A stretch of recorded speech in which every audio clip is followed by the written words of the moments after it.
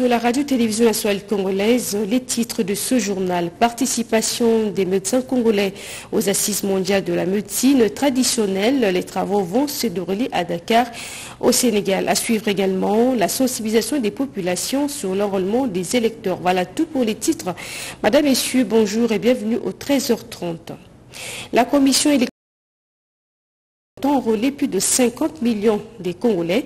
La première phase d'enrôlement des électeurs, vous le savez, a été lancée samedi dernier. Hier, Monseigneur Fridolin et Martin Fayoulou se sont aussi enrôlés et appellent la population de s'enrôler massivement. Reportage. L'archevêque de Kinshasa, le cardinal Fridolin Ambongo, a eu sa carte d'électeur mardi 27 décembre. Il a été enrôlé au centre d'inscription du collège Saint-Raphaël de Kinshasa. Ce dernier invite également les Congolais à s'enrôler massivement. J'ai été le personnel commué au service, très gentil. Ils sont dévoués, ils sont de bonne volonté, ils font très très bien leur travail et le service a été fait comme il se doit. Tous ceux qui ont l'âge et qui remplissent les conditions de se faire enrôler puissent venir nombreux.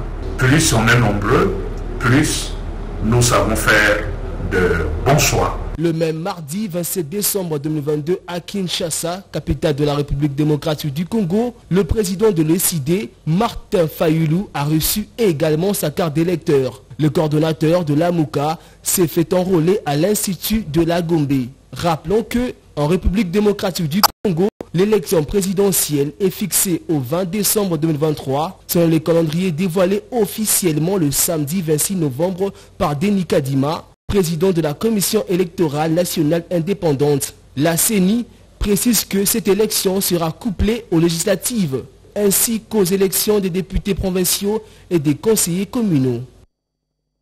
Depuis le coup d'envoi de l'enrôlement des électeurs, les leaders des partis politiques, les chefs de confessions religieuses et autres mobilisent la population à remplir leurs devoirs civiques. Il en est de même pour le maire de la ville portuaire de Matadi, Maître Patine Zouziwa, par exemple.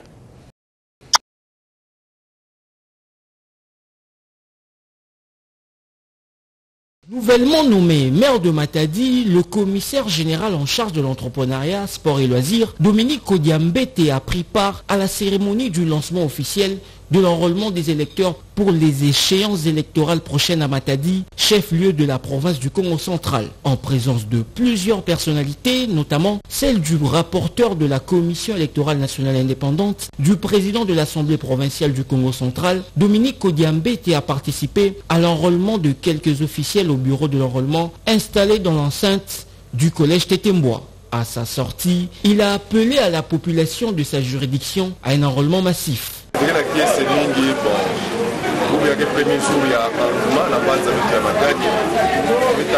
Je suis dans la joie pour le premier jour de l'enrôlement. Je me suis promené dans plusieurs centres de la CENI. À cette heure, il y a 500 électeurs enrôlés. C'est une bonne évolution pour ce démarrage.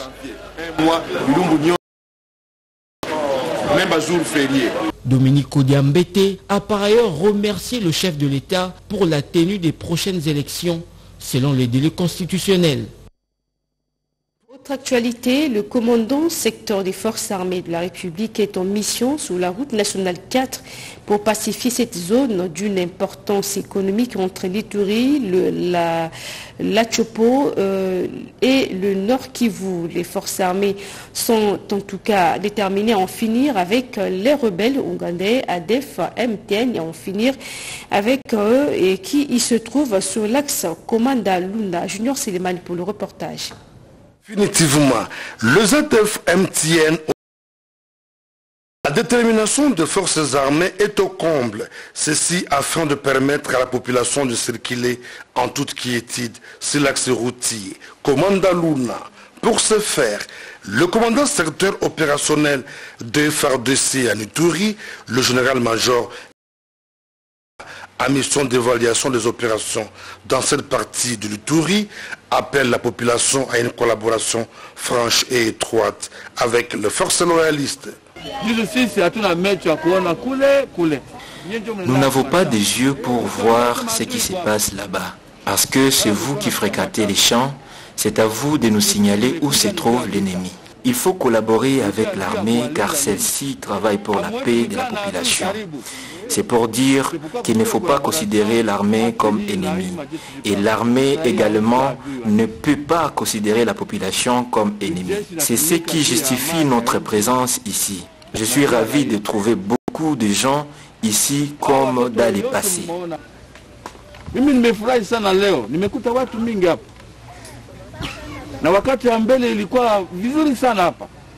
En cette période de fin d'année, le commandant des opérations et gouverneur militaire, le lieutenant général Luboyanka Shumanjouni, a mis en place des stratégies efficaces pour renforcer la sécurité sur l'ensemble de la province. Les représentants des communautés Mbouti et Lessé appellent la population à soutenir toutes les actions des forces armées contre les rebelles ADF en territoire d'Irumu. Appel lancé par l'administrateur militaire d'Irumu en mission opérationnelle sur la culture de la paix mise en place par le gouverneur militaire dans cette région. On en parle avec Junior Selemani. Par les forces armées aussi du Irumu. Des habitants du groupement Bandaville-Lemba à chefferie de Wallis-Vonkutu appelés à se désolidariser des ennemis qui endaient cette entité coutumière. C'est le message clé de l'administrateur militaire du territoire du Irumu. Le samedi 24 décembre, ceci lors de sa mission d'itinérance, notamment à Sokotano et Bandi Mbessi. Au cours d'un meeting populaire, le colonel Siro Simba Bunga-Jean, au nom du gouverneur militaire de l'Ituri, rassure le fils et filles de cette partie de la province de la détermination de l'administration militaire à pacifier totalement la zone. Nous n'avons pas un mariage entre soldats et la population.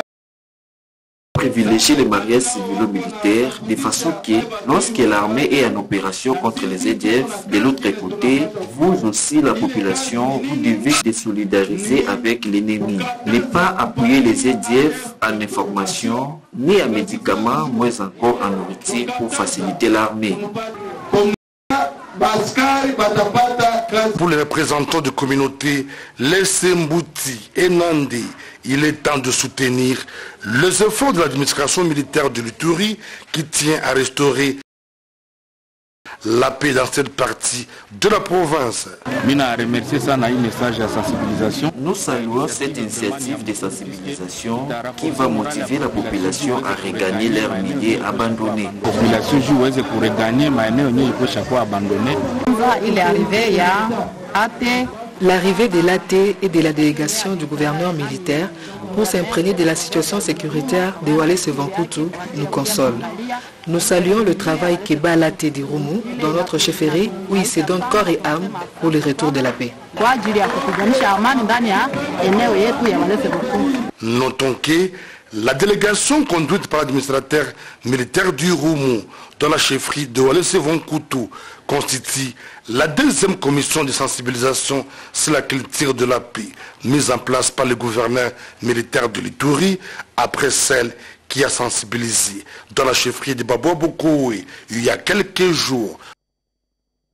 Le développement de l'espace grand oriental, plus de 300 délégués venus des 4 provinces constituant cette partie, réfléchissent sur la question au cours du forum sur le développement de cet espace qui a ouvert ses portes hier mardi. Annie Balaka pour le reportage. Paix, sécurité, cohésion et développement. 4 concepts transsectoriels autour desquels plus de 300 délégués venus de 4 provinces constituant l'espace grand oriental se donnent rendez-vous dans cette salle du restaurant La Fourchette de Kisangani pour passer au crible ces différentes thématiques. Dans ce monde de circonstances, le vice-gouverneur de la Chopo a rappelé les attentes de la population.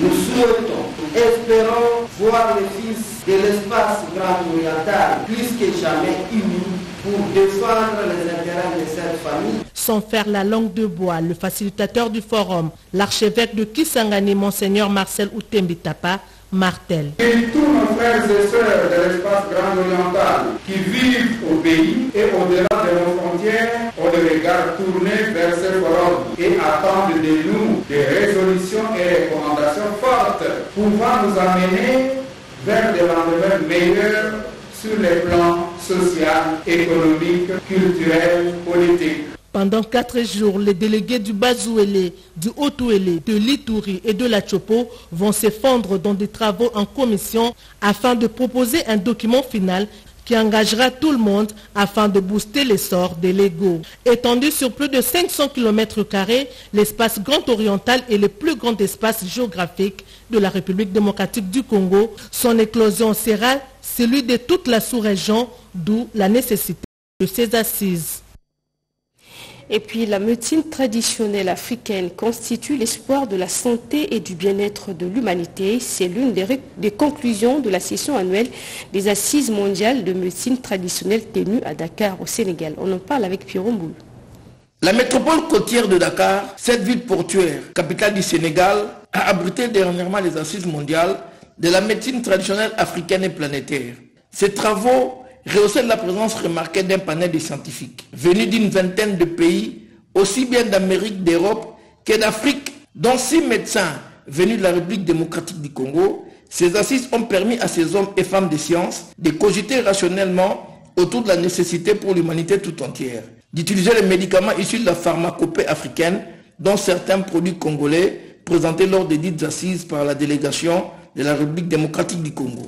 Nous sommes aux assises pour essayer d'échanger sur les nouvel ordre mondial en santé, étant entendu que dans le cadre de la stratégie Une seule santé, les personnels de santé comme les personnels de non-santé se sont rendus compte que la médecine conventionnelle ne parvenait plus à résoudre tous les problèmes qui se posent en santé. La preuve que lorsque nous avons eu l'épidémie de Covid-19, on s'est rendu compte qu'on devait se référer aux produits locaux. Nous, la RDC, nous sommes venus et nous avons apporté avec nous des preuves de produits locaux qui ont fait leur actif dans nos pays et dans les pays voisins. Je peux citer le Manalaria, le Manadiar, le Manacovid, qui a fait toute son activité dans la pandémie de Covid-19. À travers ces assises de haute portée socio-sanitaire, les participants sont arrivés à la conclusion selon laquelle la médecine traditionnelle africaine en général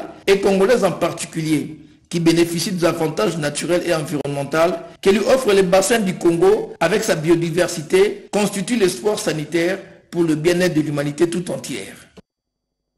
Chaque centre d'inscription des électeurs aura 30 jours pour l'opération d'enrôlement. Et bien, Michel Kassongo, ce digne fils du Maniema, invite la population à s'enrôler massivement. Il interpelle également ses habitants à se lancer dans l'agriculture pour le développement du pays. Images et commentaires. Profitant de son séjour dans la province de Maniema, Michel Kassongo, le digne fils et notable, est plus que déterminé pour le bien-être de sa population. Il a effectué une visite dans quelques sites, notamment Luama 2, où il a interpellé la population de cette partie sur l'importance de l'agriculture qui est un élément majeur pour le développement d'une province en particulier et de l'RDC en général. D'une pierre deux coups, ce digne fils de Maniema a profité de l'occasion pour sensibiliser la population sur l'opération d'identification et d'enrôlement des électeurs dans cette partie du pays. C'est là, dans un seul souci majeur, celui de donner un second mandat au chef de l'État, Félix Antoine Tshisekedi Tshilombo, ainsi la majorité parlementaire. Soucié d'incarner l'idéologie de son parti politique, Essor de la République, parti cher à l'honorable Didier Mundela Mboui, Michel Kassongo, en sa qualité de secrétaire national adjoint, a visité les sièges de ces partis politiques à Maniema, où il était question pour lui de continuer les séries de sensibilisation de la population sur l'enrôlement. Étendre le projet d'appui au secteur agricole dans les 6 provinces du Nord Kivu, c'est l'une des recommandations formulées à la 2e réunion du comité de pilotage dans cette province. Nadine Foutouka pour le reportage.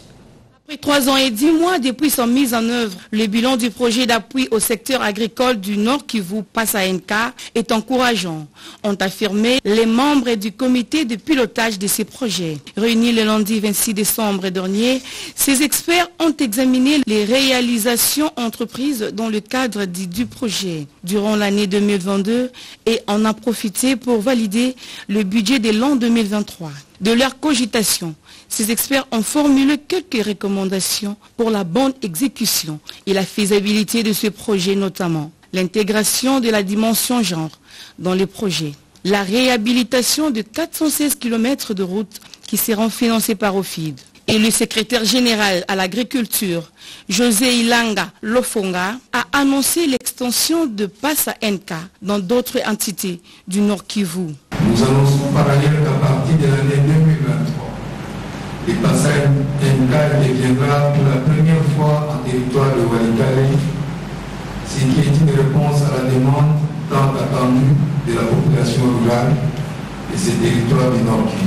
Le secrétariat général à l'agriculture s'activera pour que le FIDA prenne acte de l'extension du projet sur Walikale ainsi que de la prolongation de la durée du projet jusqu'en 2027, comme recommandé par la mission de revue à mi-parcours de Passa MK en avril dernier. Signalant que les secrétaires généraux du développement rural, des finances, des ITPR, du plan, du genre, du budget et naturellement celui de l'agriculture ont pris part à cette 12e réunion du comité de pilotage de Passa NK. On va parler maintenant de l'université adventiste moderne. Elle a ouvert ses portes à Kananga après d'intenses travaux financés par la Fondation pour l'éducation et le développement. La cérémonie a été présidée par le ministre provincial de l'Intérieur. On en parle avec Bobo Anan Mukundi, Emmanuela Commissaire. C'est sur cette colline située au quartier Salongo dans la commune de Nganza à Kananga, dans la province du Kasaï, que l'université adventiste de Kananga est sortie de terre. Le ministre provincial de l'Intérieur, le représentant du gouverneur de province, a remis les clés de cet alma mater au recteur de cette université. Un ouvrage digne des universités modernes et qui rentre dans la vision de l'Église et celui du chef de l'État, Félix-Antoine Tshisekedi, celle d'offrir à la jeunesse une éducation de qualité. Ces infrastructures construites avec l'appui de la Fondation pour l'éducation et le développement. Il s'agit notamment d'une salle d'informatique équipée, d'une bibliothèque et des auditoires modernes, en vidéoprojecteur, un bloc sanitaire et une chapelle universitaire, pour ne citer que celle-là.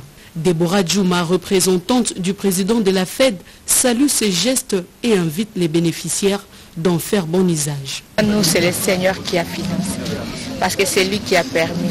Quand il donne la vision, il donne la provision. Et je tiens à remercier toute l'équipe et toute la population de Kananga.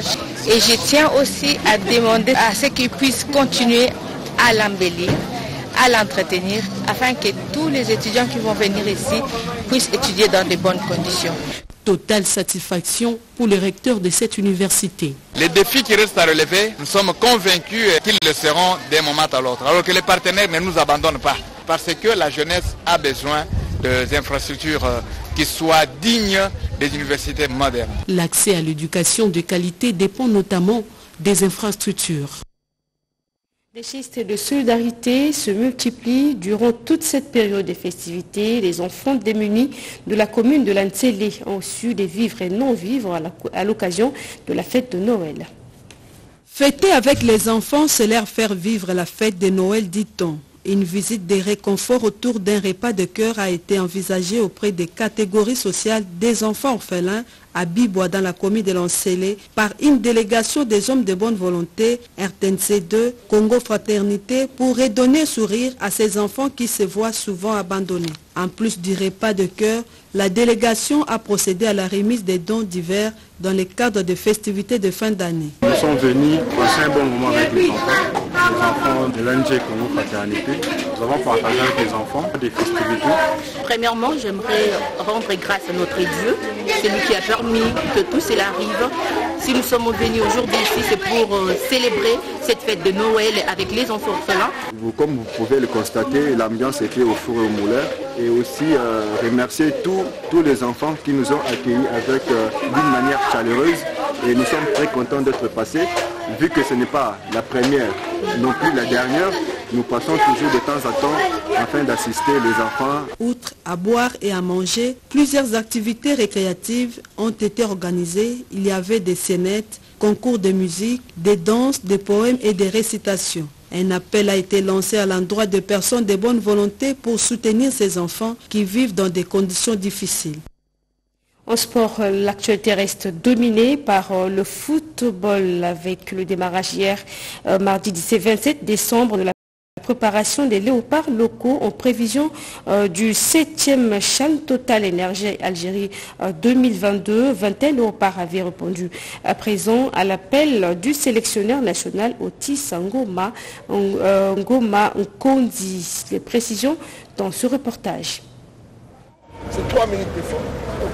À 2 semaines du coup d'envoi du 7e championnat d'Afrique de Nations, les léopards A-Prime ont démarré les entraînements le mardi 27 décembre dernier au stade de Martyrs. Conduits par Otis Ngoma Kondi, les 21 léopards présents à Kinshasa ont pris part à une session d'entraînement d'évaluation psychologique axée sur le travail aérobique et l'endurance. L'objectif étant la construction d'une base physique du joueur en les rendant plus résistants. Arrivés à l'hôtel Campo, les joueurs ont été pris en charge par le staff médical pour des tests de Riffier-Dixon et de souplesse. Pour l'instant, aucune inquiétude et incertitude du côté léopard de la RDC, déterminé à arracher une 3e étoile. Les ambitions sont placées au niveau.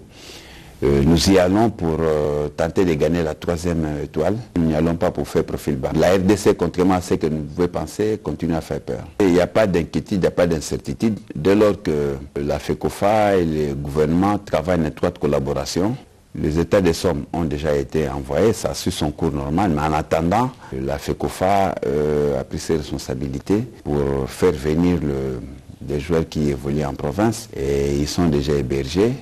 Donc nous travaillons en étroite collaboration de sorte qu'il n'y ait pas de désagrément. Les léopards seront en amical international contre le Diable Rouge du Congo au stade de Martyrs. Réalisé par René Ngwangu, Papi Nginamaou, Gédon Zengeli, c'est la fin de ce journal que j'ai eu l'immense plaisir de vous présenter. Je vous retrouve très prochainement. Au revoir et bonne suite des programmes sur nos antennes.